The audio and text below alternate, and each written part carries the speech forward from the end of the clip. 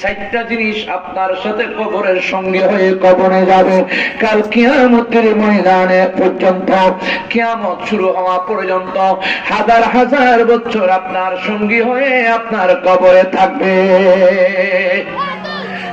এক নম্বর হলো জাআল কুরআন ইন্না রাসিহি, যেই কোরআনকে আপনি ভালোবাসেন, যেই কোরআনকে আপনি মহব্বত করেছেন, তেলাওয়াত করেছেন, আপনার সেই কোরআন আপনার কবরের সঙ্গী হয়ে কিয়ামত পর্যন্ত কবরের মধ্যে থাকবে।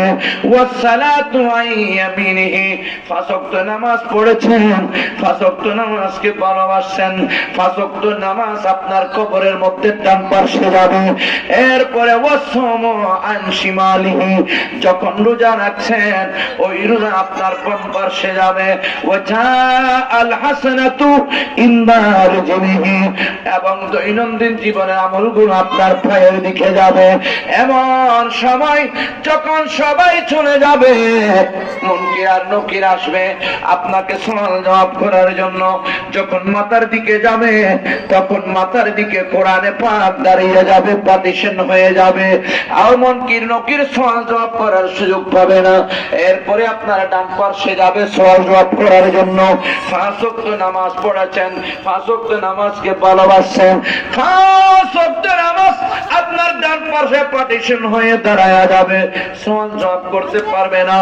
এরপরে রোজা রাখছেন, শবে বরাতের রোজা, মেরাজের রোজা, রমজানের রোজা যখন পালন করেছেন, মহব্বত করেছেন, মুনকির নকির যখন বাম পাশে যাবে তখন আপনার রোজা আপনার বাম পাশে পার্টিশন হয়ে দাঁড়ায়া যাবে। ওই মুনকির আর নকির আপনার পায়ের দিকে যাবে, পায়ের দিকে দৈনন্দিন জীবনের আমল পার্টিশন হয়ে দাঁড়ায়া যাবে। আল্লাহ দরবারে ফরিয়াদ করবে, আল্লাহ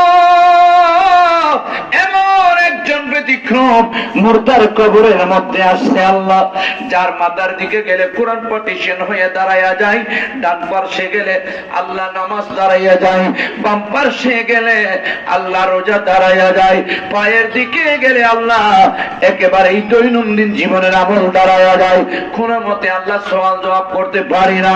রব্বুল আলামিন মুনকির নকিরকে ডাক দিয়া বলে, মুনকির নকির তোমরা কি জানো না আমার বান্দার সাথে সম্পর্ক ছিল কোরআনের সাথে, সেজন্য কোরআন পার্টিশন হয়ে যাচ্ছে।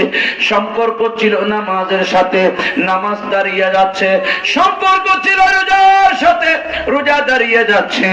এবং সম্পর্ক ছিল আমলের সাথে, আমল পায়ের দিকে দাঁড়িয়ে যাচ্ছে। আলো বেসহ বিল বাসিল জান্নাহ।